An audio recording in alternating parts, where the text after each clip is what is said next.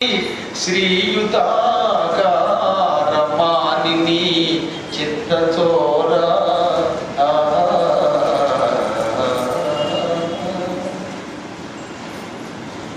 ఎందుకంటే ఎవరెవరైనా చెప్పగలరండి. ఒక జీవుడు పరమాత్మని ఎలా ప్రార్థించాలో అలా వినయంగా ప్రార్థించిందండి.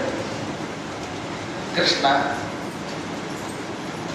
నీ కాళ్ళు ఒక్కసారి భక్తి శ్రద్ధలతో పట్టుకుంటే, ఆయన పాదాల దగ్గరికి వెళ్ళి ఆ పాదాలు అడ్డుకుంటే అప్పుడు అధికారం మనకు వస్తుంది. మామూలు అధికారం కదట.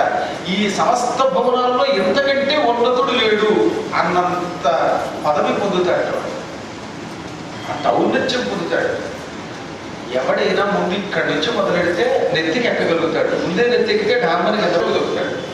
వినయముగా నీ పాదాలను మేము పట్టుకుంటాం, భువనోన్నతత్వం పొందగలుగుతాడు ఒక్కసారి నీ సేవ చేస్తే.